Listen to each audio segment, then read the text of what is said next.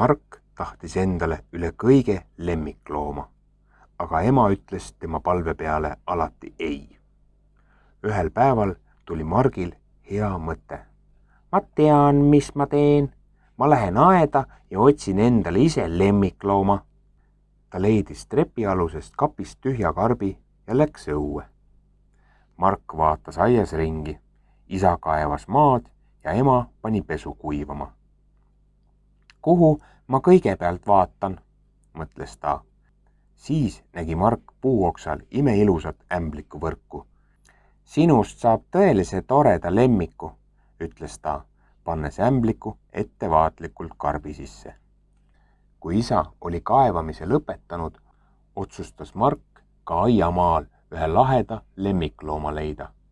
Isa kurdab kogu aeg, et ussid söövad kapsa pead ära, tuli talle meelde.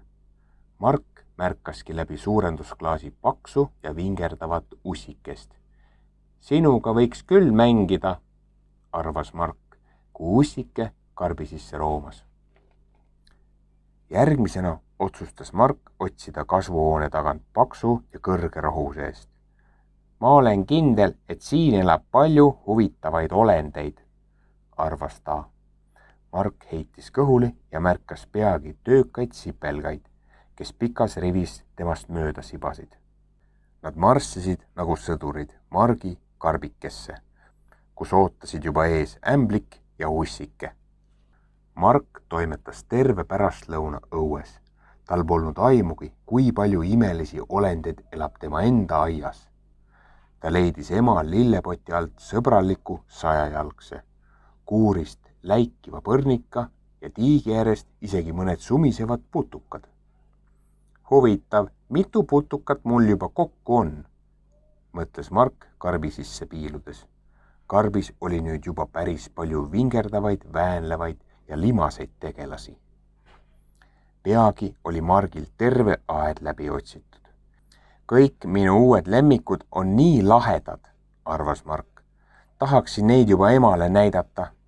Ta kiirustas tagasi tuppa, et emale häid uudiseid kuulutada. Ema kindlasti rõõmustab, naeratas Mark. Nüüd ei peagi ta mulle lemmiklooma ostma. Mark tormas kööki. Vaata, ema, ütles ta õhinal. Mul on midagi palju vahvamat kui kutsikas, kassipoeg või jänes. Mul on palju uusi lemmikloomi, kes on päris minu omad. Ema pööras ennast ringi ja enne, kui ta jõudis midagi öelda, võttis Mark putukakarbilt kaane pealt. Ai, kiljus ema. Mis juhtus, ema, küsis Mark murelikult. Emale ei meeldi hirmsad putukad ja mutukad, ütles isa naerdes ning äkitselt polnudki emal armsa ja karvase lemmiklooma vastu enam midagi. Viinad õue, palus ema. Siis me valime koos lemmiklooma välja,